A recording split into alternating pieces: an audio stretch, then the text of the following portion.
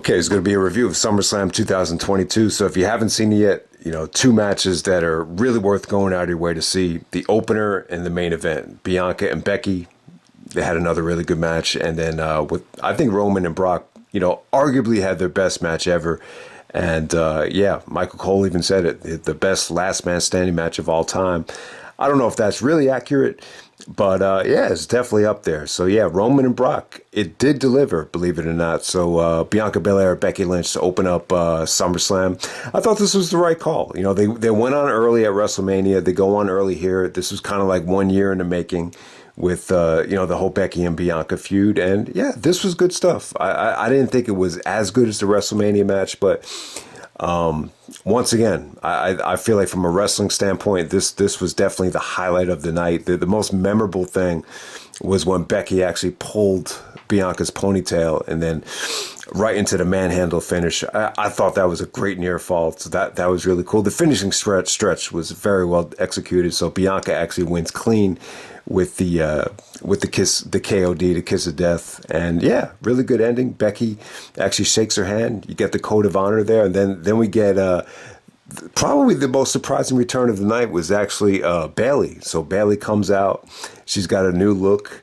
And also some NXT girls of Dakota Kai and Io Shirai actually come along as well. And Becky and Bianca actually form a coalition and, stand together. And it was cool because it was almost like Bianca, just can't get out of SummerSlam alive. Like she had a nightmare of a pay-per-view last year, and it looked like it was going to happen again. But Becky actually, stayed by her side. So I thought it was cool. It was really good storytelling actually when you look at it from what happened at SummerSlam a whole year ago. So from there you get Logan Paul actually taking on The Miz, and this was okay. I mean, this was really a nice exhibition from Logan Paul. Once again, he looked impressive. He's a hell of an athlete. And he was really the star of the show. I mean, I was really, really impressed. I mean, you saw glimpses of what he could do at the WrestleMania tag match. Apparently, AJ's actually been training him. So AJ actually came out to make the save of Tommaso Ciampa. So AJ actually did come out. But ultimately, Logan actually does a frog splash off the top of the turnbuckle through the announce table. We'd never even seen Van Dam do something like that. From an athleticism standpoint, Logan Paul looked great. I mean, he just got to keep at it, man. But because he's got a lot of potential, and it was all about him. I didn't think The Miz looked great here, but maybe this did go a little bit longer than it should have. But, great showcase from Logan Paul. All right, next up we have Bobby Lashley actually taking on Theory. This was kept very short. Theory got the upper hand and started, smacking him with the briefcase before the match even started.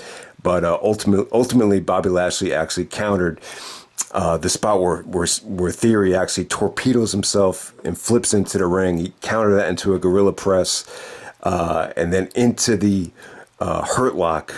To put Theory away. So they kept it nice, short, and sweet. I thought the match they had at Money in the Bank, it got a little bit more time, so that was definitely the better match. But everybody knew Theory was going to come out in the main event, so, maybe that's why they kept it short. Next up, you had the Mysterios taking on Judgment Day of Finn Balor and Damian Priest. This was not a handicap match. For some reason, I thought this was going to be a handicap match with Rhea Ripley. Rhea was out there, but she wasn't officially in the match. I thought this was okay. There was a lot of Eddie mocking here.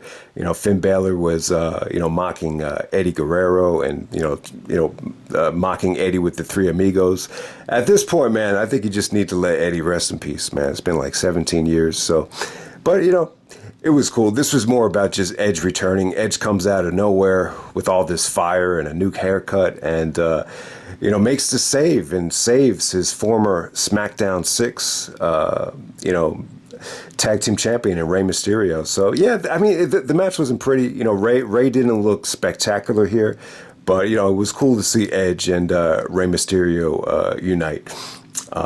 Solid match, but more than anything, this was just about the moment to see Edge come out and get his revenge on the Judgment Day, which is very, very weird booking. I found it very baffling that Edge was actually going to be the one kicked out of that stable, because I thought that stable had a lot of potential with Edge as the leader of it. And then from there we got Pat McAfee taking on Happy Corbin. Wasn't a huge fan of this match. I think this might have been the weakest match of the night. The highlight of this match was Michael Cole. Michael Cole was just screaming at Corbin by the announce table, and you just had some really good interaction between Cole and Corbin. The fans got behind McAfee, but it wasn't anywhere near where it was at WrestleMania. I thought the finish was a little bit, sloppy. I'm not a huge fan. I mean, I get why they feuded here. You got two former, NFL players that made their way to the WWE, so it did make a lot of sense. But yeah, I just thought this was more of a entertainment match where you saw a lot of trash talking and just even from Corbin, really good trash talking here, really good interaction from Michael Cole. But wrestling wise, I would definitely say probably the weakest thing of the night. And then next up, you got the Usos taking on the Street Profits. We got Jeff Jarrett as the special guest referee. So Jarrett actually comes out with his 1995 theme, the Ain't I Great theme. I wish he would have came down to the ring with the My World theme, the TNA theme, but I don't know. It didn't really feel like Jarrett was in his hometown. I thought Jarrett did a good job. There was a lot of arguing with Jarrett. He definitely was very aggressive in the match, but overall I thought he did a good job. I mean, I wouldn't say he really took away from the match. It's just that, the Usos and the Street Profits, you've seen them wrestle so many times. They stole the show at Money in the Bank, but Money in the Bank was just a much different atmosphere, a different crowd. This was kind of bland. I mean, I thought it was good, but just it didn't create the buzz that the Money in the Bank match got. But I mean, it definitely has moments. It was really Montez Ford, arguing with Jarrett that really cost the Street Profits the match. Ultimately, the Usos end up hitting the 1D to get the victory there. It was solid stuff. I would give this like 3.5, but nowhere near as good as the Money in the Bank match. And then next up, we got Liv Morgan defending the belt against Ronda Rousey for the SmackDown Women's Championship. So the whole match, Ronda is really going to work on Liv's arm, and Liv is selling it like she has a broken arm. But somehow, some way, while Ronda had Liv locked in that armbar, she was able to pin Ronda. But right before the pin, Liv actually taps.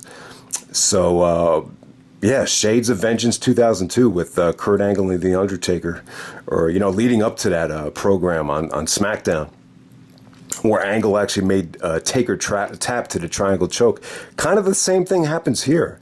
But this situation, they award Liv the pinfall and the clean victory over Ronda Rousey. But in my opinion, I thought Ronda should have won this match because, like Kurt Angle said back in the day, 20 years ago, the tap should supersede the pin because, Liv actually tapped before the third pin was actually counted. So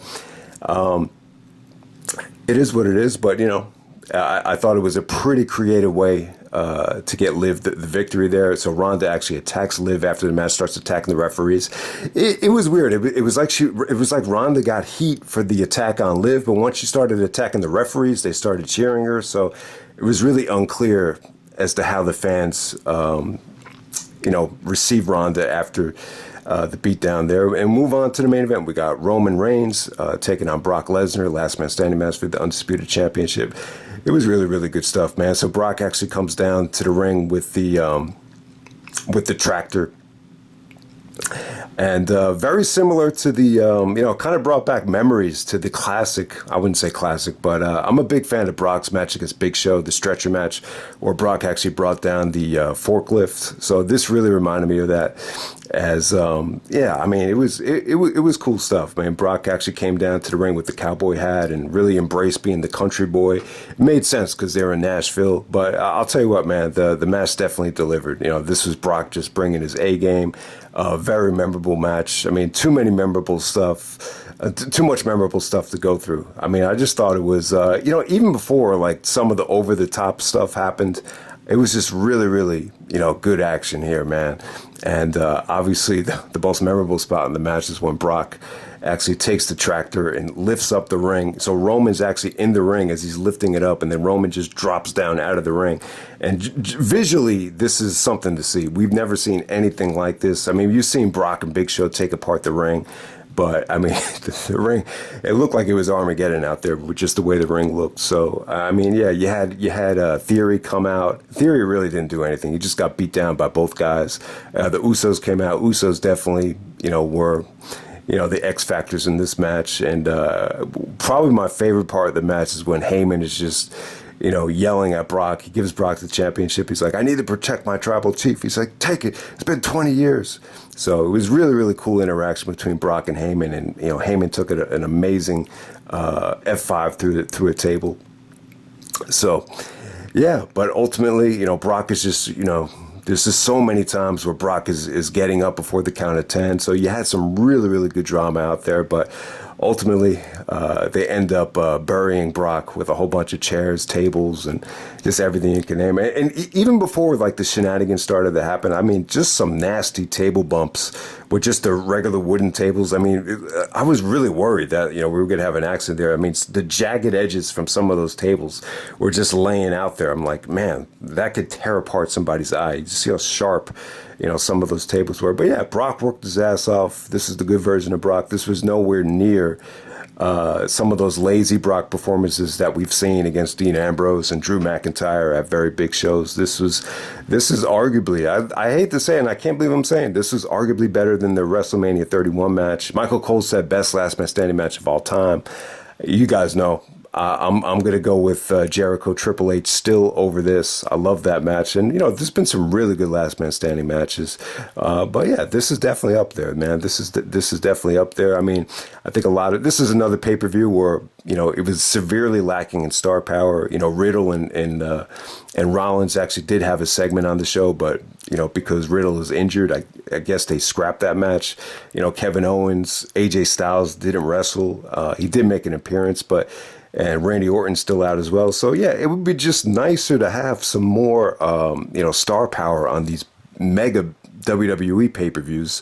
But understand it, just guys are injured right now. But yeah, I wouldn't say the show was great from top to bottom, but, you got a really good Bianca and Becky match to open up the show, and, one of the best last man standing matches, and, arguably the very best Brock and Roman Reigns match. So, yeah, great match. And then on top of that, hopefully they never wrestle again. I mean, we've seen it time and time again, and this was just a beautiful way to end it. So that's pretty much it. That's SummerSlam 2022. And I'm out. And there's something going on with YouTube about the star ratings and just the description.